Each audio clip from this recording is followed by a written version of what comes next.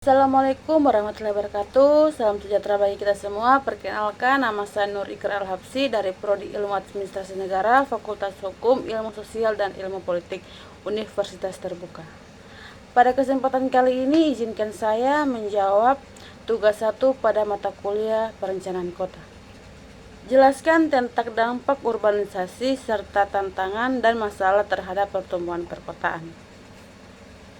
Urbanisasi adalah proses perpindahan penduduk dari daerah pedesaan ke perkotaan yang mengakibatkan pertumbuhan kota.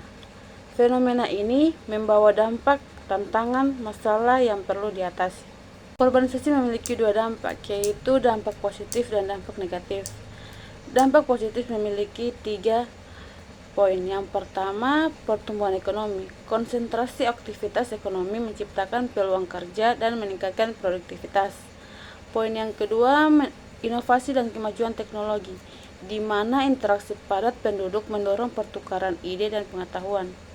Dan poin yang ketiga yaitu meningkatkan akses layanan. Penduduk mendapat akses lebih baik ke pendidikan, kesehatan, dan infrastruktur. Dampak negatif sendiri memiliki 3 poin. Poin yang pertama, kepadatan penduduk berlebih, menimbulkan tekanan padat ruang dan sumber daya kota. Poin yang kedua, kesenjangan sosial, dapat memperlebar jurang antar kelompok kaya dan miskin. Dan yang ketiga, degradasi lingkungan, di mana polusi udara, air, dan tanah meningkat. Adapun tantangan dan masalah urbanisasi dalam pertumbuhan perkotaan. Poin pertama yaitu pengelolaan pemukiman kumuh. Urbanisasi yang cepat memicu munculnya pemukiman liar dan kumuh yang tidak tertata seringkali berlokasi di daerah rawan bencana atau di sepanjang rel dan sungai. Hal ini menimbulkan masalah sanitasi, kesehatan, dan ketertiban kota. Poin yang kedua yaitu ketimpangan layanan dan infrastruktur.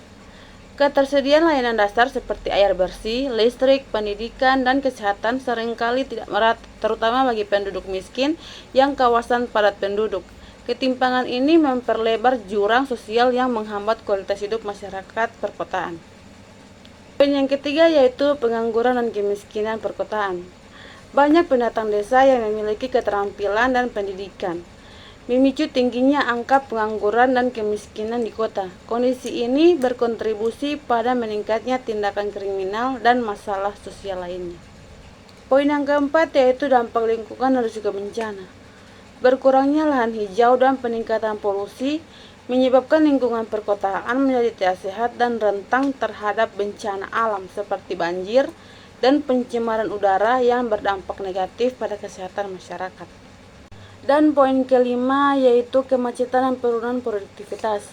Kemacetan lalu lintas yang parah mengakibatkan kerugian ekonomi akibat waktu terbuang dan menurunnya efisiensi mobilitas penduduk dan barang.